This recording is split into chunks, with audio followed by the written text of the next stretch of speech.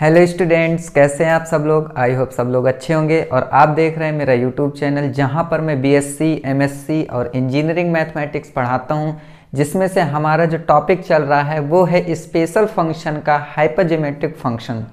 ठीक है, तो उसमें हमने क्या कराया था कि पूरा हमने कवर करा दिया था। इसके बाद आज का जो टॉपिक है वो है हमारा नया चैप्टर, जिसे हम जनरलाइज्ड हाइपरज्योमेट्रिक फंक्शन कहते हैं।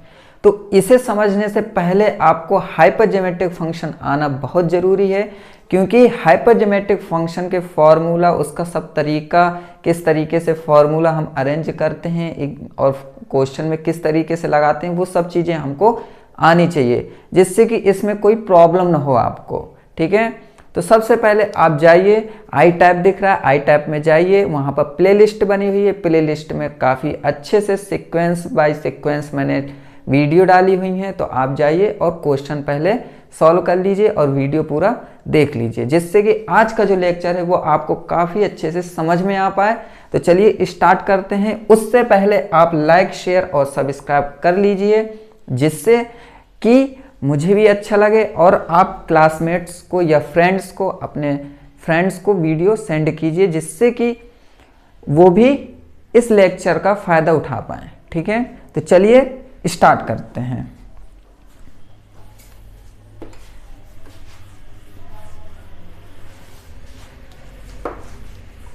तो देखिए, यहां पर हम बात करेंगे कि जनरलाइज्ड हाइपरज्योमेट्रिक होता क्या है। डेफिनीशन पढ़ेंगे, डेफिनीशन के बाद उससे डिनोट किस तरीके से करते हैं, उसका फॉर्मूला किस तरीके से होता है और वो फॉर्मूला किस तरीके से हम निकालते हैं, वो सब चीज़ हम देखने वाले हैं। और एग्जाम में काफ़ी बार ये पूछा जाता है कि जनरलाइज्ड हाइपरज्योमेट्रिक फंक्शन होता क्या है। ठीक है, तो यहाँ पर सबसे पहले हम लिखेंगे कि लेट अस कंसीडर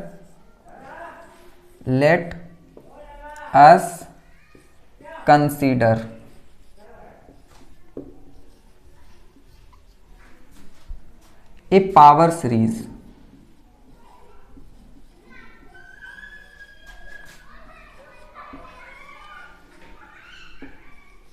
ठीक है, एंड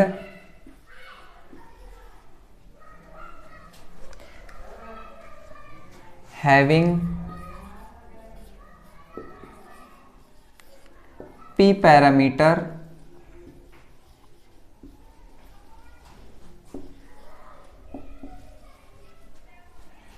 इन न्यूमरेटर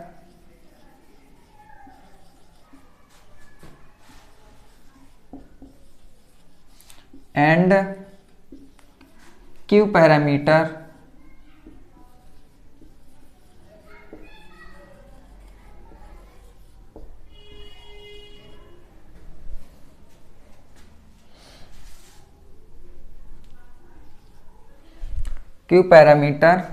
in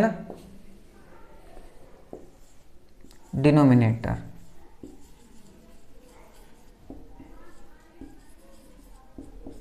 ठीक है, इतनी बात समझ में आ गई होगी कि हम एक पावर सीरीज लेंगे। पावर सीरीज में जो न्यूमरेटर होगा वो p पैरामीटर तक होगा और जो डिनोमिनेटर होगा वो q पैरामीटर होगा। ठीक है, तो पावर सीरीज किस तरीके से होगी, यहां पर लिखेंगे 1 प्लस a1 a2 a3, ये जाएगा AP तक, और नीचे जो डिनोमिनेटर होगा वो जाएगा B1 B2 B3, कहाँ तक जाएगा, ये BQ तक जाएगा। और इसके बाद यहाँ पर आएगा Z अपॉन फैक्टोरियल 1। इस तरीके से सीरीज यहाँ फिर से एक बार हम लिखेंगे A1 A2 A3, ये जाएगा AP तक, फिर यहाँ पर लिखेंगे AP प्लस 1 हो जाएगा यहाँ। और इसी तरीके से यहाँ होगा B1 B2 B3, और ये जाएगा BQ तक, और यहाँ पर होगा BP प्लस 1। ठीक है, एंड ये हो जाएगा Z स्क्वायर अपॉन फैक्टोरियल 2 और इसी तरीके से ये सीरीज आगे चलती जाएगी। तो इतनी बात आपको समझ में आ गई होगी। अब देखिए यहाँ पर हम क्या करते हैं कि इसको समेशन में लिख देते हैं। तो समेशन सबको आता है कि 1 plus summation n is equal to 0 से infinite.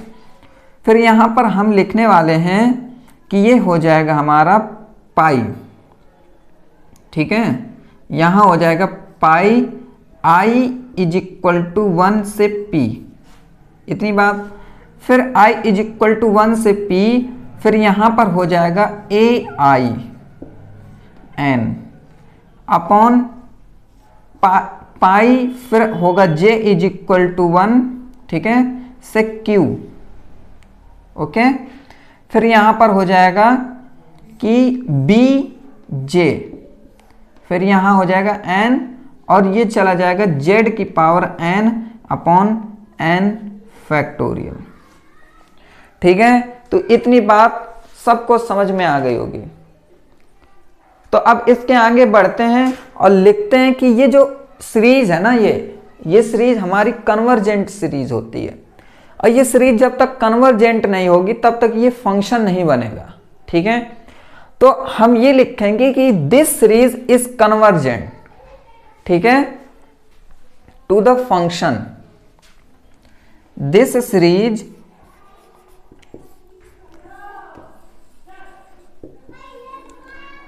Is converges to a function,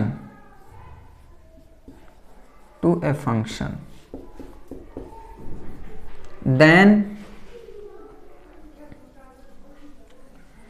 the function is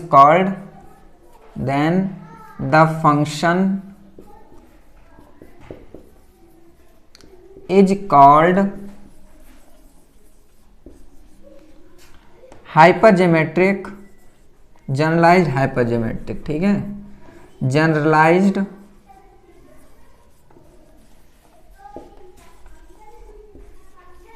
हाइपरजेमेट्रिक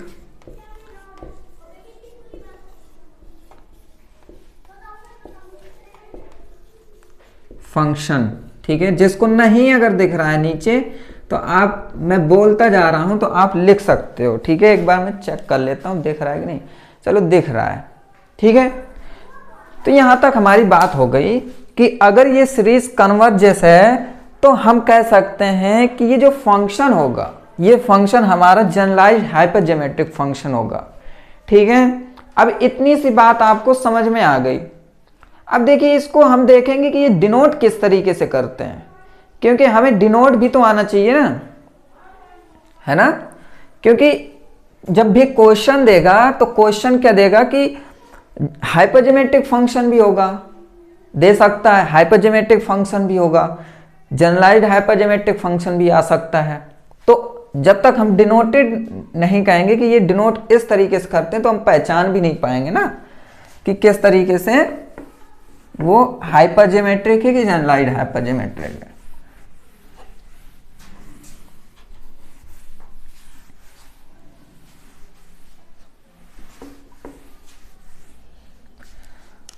तो लिखेंगे the function is denoted by P F Q, ठीक है। पी एफ क्यू क्यों कहा मैंने, इस वजह से कहा है कि मैंने आपको इससे पहले जब हाइपरजेमेट्रिक फंक्शन पढ़ा रहा था तब वहां पर हमारा आया था 2f1 आया था। कहीं देखा, आप देखोगे पिछले लेक्चर में तो आपको मैंने क्वेश्चन सॉल्व कराया जिसमें से 2f1 आया है। तो 2 में बोलता था कि 2 क्या था कि अगर एक बॉक्स बनाते हैं तो ऊपर जो होंगे वो 2 एलिमेंट्स होंगे और नीचे क्या होंगे 1 एलिमेंट्स होगा। इसी तरीके से यहां पर क्या है कि P एलिमेंट्स ऊपर होंगे और Q एलिमेंट्स नीचे होंगे। बात नहीं समझ में आ रही तो कोई बात नहीं, मैं यहां पर आपको लिख कर दिखा देता हूं, ठीक है। आपको मैं यहाँ पर लिख कर दिखा देता हूं कि अगर ये पी एफ क्यू है, ठीक है, तो इसको लिखेंगे हम A1 N, ठीक है, फिर B1 N, इसी तरीके से ये चला जाएगा, सॉरी A1 यहाँ A2 आएगा, A2 N, इसी तरीके से यहाँ पर आएगा AP N, और यहाँ आएगा B1 N, B2 N, और यहाँ आएगा BQ N, और यहाँ पर लिखेंगे Z, ठीक है। तो कुछ इस तरीके से हम डिनोट करेंगे। अब देखिए, इसके बाद हम कहेंगे कि ये जो सीरीज है ना, इस सीरीज को हम हाइपरज्योमेट्रिक सीरीज बोलेंगे, ठीक है। अगर ये हमारा कन्वर्जेस है, फंक्शन हाइपरज्योमेट्रिक फंक्शन में कन्वर्जेस है, तो हम कह सकते हैं कि फिर ये जो सीरीज है हमारी, ये सीरीज हमारी हाइपरज्योमेट्रिक सीरीज होगी। ये हमेशा याद रखिएगा, ये मैं आपको बता दिया है मैंने, ये मैं लिखवा नहीं रहा हूँ, ठीक है। आप लिख सकते हो खुद से, अगर आपसे डेफिनीशन पूछे तो डेफिनीशन में आप लास्ट में ये भी लिख सकते हो, ठीक है। अब देखिए, इतनी सी बात हो गई। अब इसके बाद यहां पर हम बात करेंगे कि differential equation of P F Q. यहां पर हम डिफरेंशियल इक्वेशन निकालेंगे। अब इसका जैसे मैंने आपको हाइपरज्योमेट्रिक में निकालना सिखाया था, डिफरेंशियल इक्वेशन, हाइपरज्योमेट्रिक और डिफरेंशियल इक्वेशन, है ना, उसी तरीके से इसको भी हम निकालेंगे। तो चलिए देखते हैं किस तरीके से हम इसे निकालते हैं। बहुत ही आसान है, ठीक है, कुछ पिछले ही तरीके का है, बस इसमें थोड़ा सा डिफरेंस है, तो वो आपको पता चल जाएगा थोड़ा देर में, ठीक है। तो यहां पर हम लिखते हैं differential equation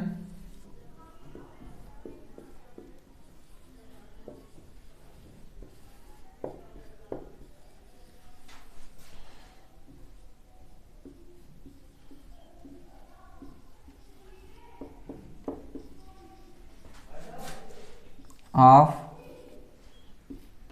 P F Q, ठीक है। तो इस तरीके से आप भी हेडिंग डाल लीजिए, ठीक है। इसके बाद इसको सॉल्व करते हैं, क्योंकि एग्जाम में बहुत बार ये पूछा गया है कि differential equation of P F Q define कीजिए, है ना। तो यहां पर देखिए, हम लिखेंगे कि we know that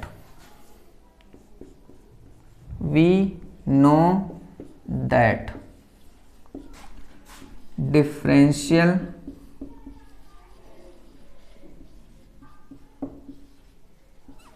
equation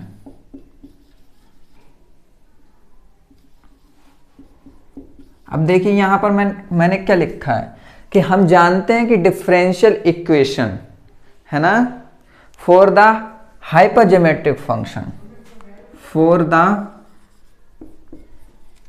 हाइपरज्योमेट्रिक function, मैंने शॉर्टकट में लिख दिया है, समझ जाइएगा। तो देखिए, हमने हाइपरज्योमेट्रिक फंक्शन में आपको बताया था, तो वही हम यहां पर इक्वेशन लिखेंगे। तो इक्वेशन थी हमारी यहां पर कि थीटा प्लस सी -1 ये था, एंड माइनस जेड थीटा, ठीक है, and plus A and theta plus B, और फिर इसके बाद W था, ये पूरे में इज इक्वल टू 0 था। ये था कि नहीं था, इसको मैं इक्वेशन फर्स्ट मान लेता हूं। अब इसके बाद हमने ये कहा था कि जहां पर थीटा जो होता है वो होता है ZD/dz, तो इसको मैं इक्वेशन 2 मान लूं, कोई दिक्कत। फिर हम कहेंगे कि we can find the differential equation for, है ना, we can find the differential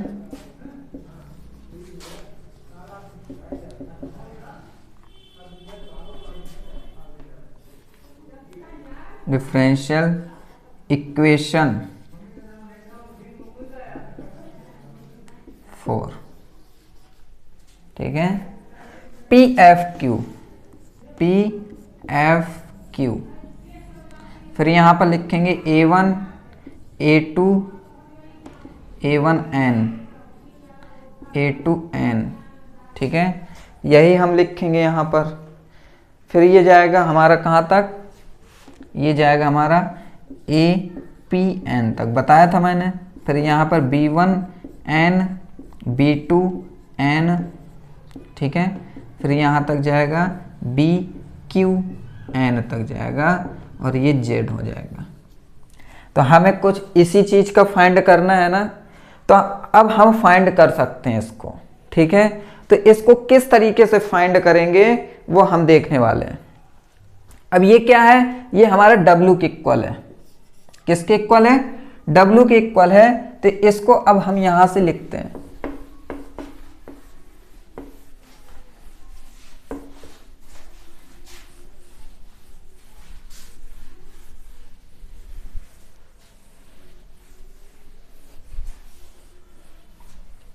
तो देखिए इसको मैं क्या लिख सकता हूं, इसको मैं लिख सकता हूं जो आपको अभी मैंने बताया था, जनरलाइज्ड हाइपरज्योमेट्रिक फंक्शन।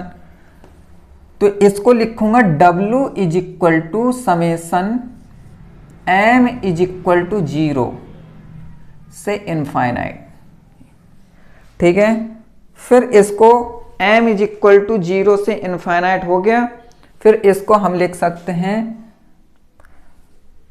यहां पर A1 M A2 A1M लिखेंगे यहां पर। हाँ, यहां पर इसको हम लिख सकते हैं A1M A2M, ठीक है। ये कहां तक जाएगा, APM upon B1M B2M dot dot BQM। फिर यहाँ Z की power M upon factorial M, ठीक है। इतना मैंने बताया था। तो देखिए इस इक्वेशन को कहेंगे कि ये इक्वेशन हमारी कौन सी है, 3 है, ठीक है। अब इतनी बात समझ में आ गई। अब देखिए इसके बाद अब हम क्या लिखने वाले हैं, इसे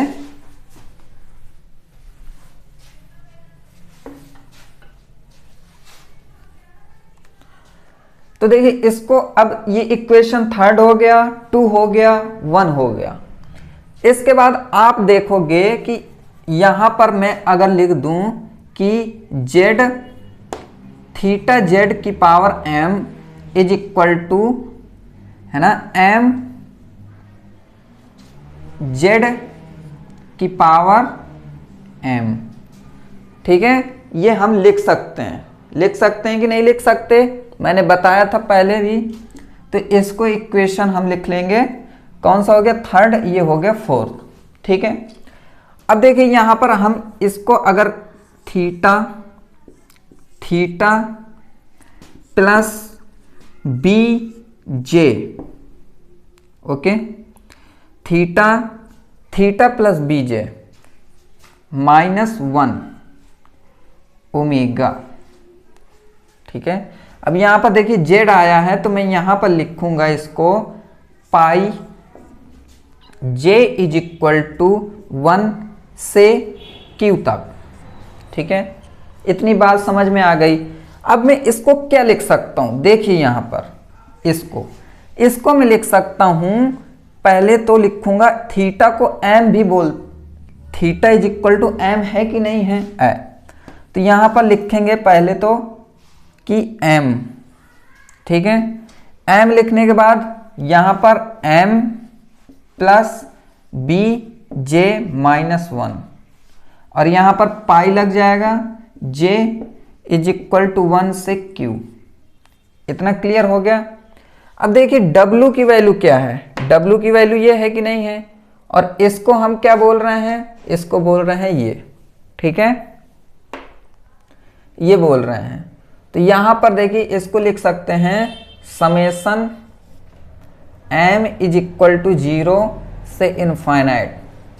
अब देखिए इसको एक भाषा में और ये लिख सकते हैं कि i इज इक्वल टू अगर 1 है, ठीक है, और ये क्या हो गया p तक जाएगा, तो इसे लिखेंगे ai m, ठीक है, अपॉन में पाई j इज इक्वल टू 1 से q b j m। ठीक है, समझ में आया इतना? ये देखिए इसको मैंने आपको पहले नहीं बताया था, लेकिन इसको इस तरीके से लिख सकते हैं, ठीक है, मैंने बताया था ये वाला, ठीक है, तो परेशान मत होना कि ये कहां से आ गया।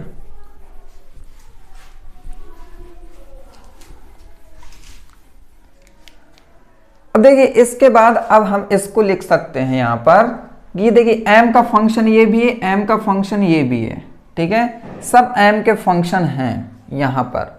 तो देखिए ये सीरीज इस सब में लग सकती है, लग जाएगी यहां पर, summation m is equal to 0 से इनफाइनाइट, फिर ये जाएगा हमारा m, ठीक है, और ये इसमें लग जाएगा pi j is equal to 1 से q m plus B J minus 1, ठीक है, एंड ये हो जाएगा pi i is equal to 1 से p, फिर लिखेंगे a i m upon pi j is equal to 1 से q, फिर b जे एम। इतना मैंने इसको लिख लिया। अब इसके बाद देखिए इसको किस तरीके से लिखेंगे, इसको हम लिखेंगे नीचे, पता नहीं देखेगा नहीं,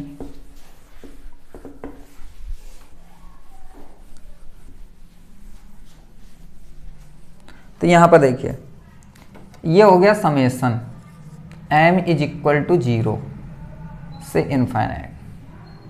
अब सॉरी यहां पर एक चीज होगी, यहां पर ये चीज होगी कि अगर मैं यहां पर इसको इस तरीके से लिख रहा हूं ना, तो यहां पर m इज इक्वल टू 0 नहीं होगा, 1 होगा, क्योंकि अगर मैं m इज इक्वल टू 0 रख दूंगा तो ये पूरा 0 हो जाएगा, ये याद रखना, यहां पर 0 नहीं होगा, 1 होगा, ठीक है, समझ में आया? तो यहां पर 1 होगा, तो फिर जाके ये बन जाएगा। अगर मैं 0 लिख देता तो फिर यहां पर भी 0 हो सकता है, तो यहां 0 से टर्म होगा। अब पावर सीरीज हमारी 1 से स्टार्ट हुई है ना, इस वजह से ये 1 हो गया। अब यहां पर देखिए इसको किस तरीके से अभी लिखेंगे, ये m इज इक्वल टू 1, फिर ये हो जाएगा m, फिर लिखेंगे pi j is equal to 1 से q m plus B J minus 1, ठीक है, और pi i is equal to 1 से p, फिर ए आई एम।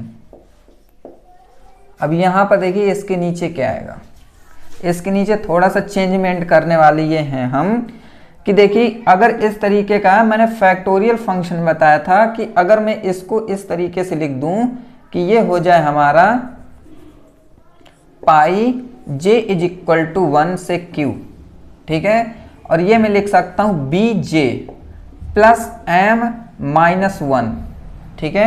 अगर इसको इस तरीके से लिखूं तो ये हो जाएगा हमारा यहां पर बी जे एम माइनस 1, ठीक है। इतना मैंने बताया था फैक्टोरियल फंक्शन में, अगर नहीं आता है तो फैक्टोरियल फंक्शन पहले समझ लीजिए। तो यहां पर देखिए अब ये किसके, ये इसके लिए भी है और ये इसके लिए भी है, ठीक है, तो ये दोनों इसके लिए हैं, तो मैं एक वाला काट सकता हूं, ये और ये सेम है, ठीक है, बस ये थोड़ा सा उल्टा कर दूंगा तो सेम हो जाएगा। तो ये देखिए ये इससे ये कट गया, ठीक है। तो अब हमारा क्या बचा, और एक चीज तो हमने अभी लिखी नहीं है यहां पर, जेड की power m upon m factorial. ये चीज तो हम भूल ही गए थे, तो ये आप लिख लेना यहाँ पर, जेड की power m upon factorial m। तो यहाँ पर जब मैं यहाँ पर जेड की पावर m और फैक्टोरियल m को क्या लिख सकता हूँ, m माइनस 1 फैक्टोरियल, ये लिख सकता हूँ। तो ये m से ये m भी चला जाएगा, दोनों गए। अब देखिए यहाँ पर क्या बचेगा, अब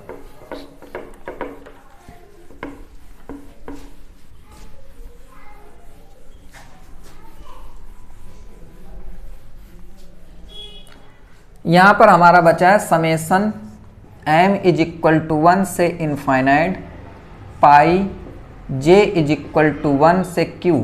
अब ये तो हट गया ना, इसको तो लिखना नहीं है। अब ये लिखेंगे पाई i इज इक्वल टू 1 से p a i m, ठीक है।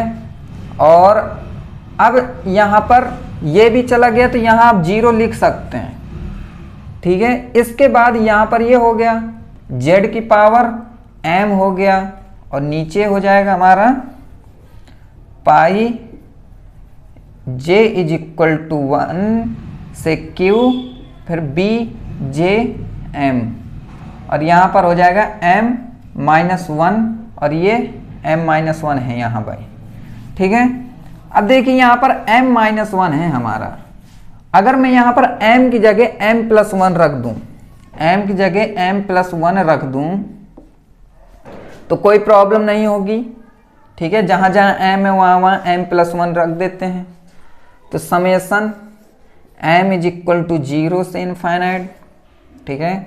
और ये हो जाएगा pi i is equal to 1 से p तक जाएगा। ये हो जाएगा a i m प्लस 1, यहाँ हो जाएगा z की पावर m प्लस 1, और नीचे जाएगा तो ये हो जाएगा pi j is equal to 1 से q, और ये हो जाएगा b j m, और ये भी m फैक्टोरियल, क्योंकि m प्लस 1 माइनस 1 कैंसिल हो जाएगा।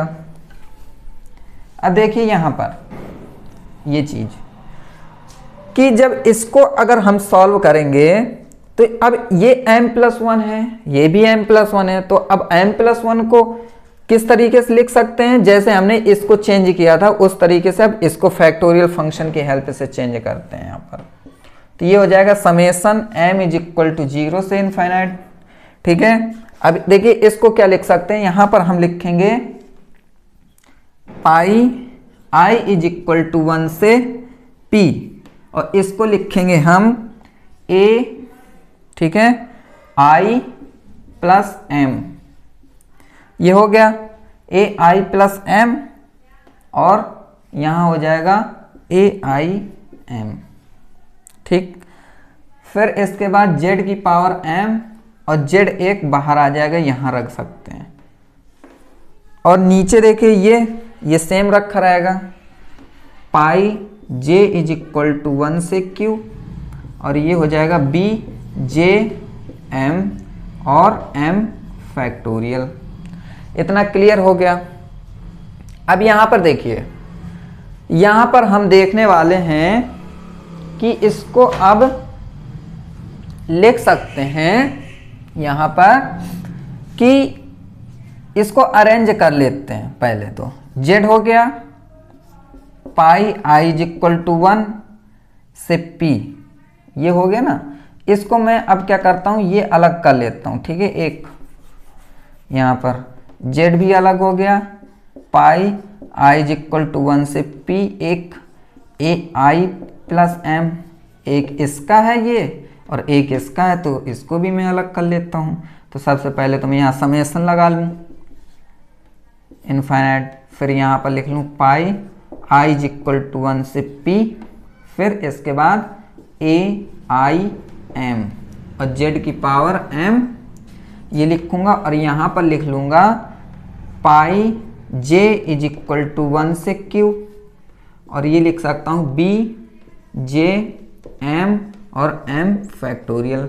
अब देखिए ये फॉर्मूला अभी मैंने लिखा था ऊपर w की जगह, तो ये देखिए W का फॉर्मूला है, W मतलब पी एफ क्यू, मतलब हाइपरजेमेट्रिक फंक्शन का, जनरलाइज्ड हाइपरजेमेट्रिक फंक्शन का ये फॉर्मूला है।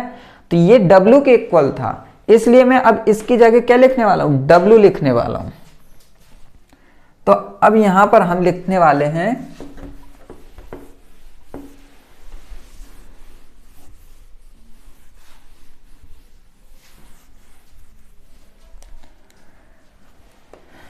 Z pi I is equal to 1 से P A I plus M, फिर ये हो जाएगा W, ठीक है। और ये किसके इक्वल था, ये था हमारा यहां पर पाई J इज इक्वल टू 1 से Q theta theta plus B J minus 1, ये इसके इक्वल था। अब देखिए इसको मैं यहां इस साइड रख सकता हूं, ठीक है। इसको अगर मैं रख लूं यहां पर तो ये हो जाएगा हमारा पाई J इज इक्वल टू 1 से Q, थीटा बाहर आ जाएगा क्योंकि J सिर्फ इसके लिए लगा है, theta plus B J minus 1 minus Z, फिर पाई I इज इक्वल टू 1 से P। अब देखिए ए आई है और ये M है, ठीक है। तो ए आई है और M है, तो मैं M को क्या लिख सकता हूं, थीटा लिख सकता हूं, अभी बताया था मैंने। तो ए आई प्लस थीटा, और इसके बाद ये हो जाएगा W। और देखिए ये इसके W यहां भी था ना पहले, W इज इक्वल टू, तो ये W, तो ये W हमारा अब इसमें कॉमन हो जाएगा पूरे में, ठीक है। तो ये हमारा बन जाएगा ये जनरलाइज्ड हाइपरजेमेट्रिक फंक्शन। क्या है ये हमारा जो बना है इक्वेशन, ये हमारा बना है generalised hypergeometric equation, differential equation of generalised hypergeometric function. तो इसको हम कह सकते हैं, यहां पर लिखेंगे कि this equation is called generalised hypergeometric function, ठीक है। नहीं, यहां पर लिखेंगे called differential equation of generalised hyper, differential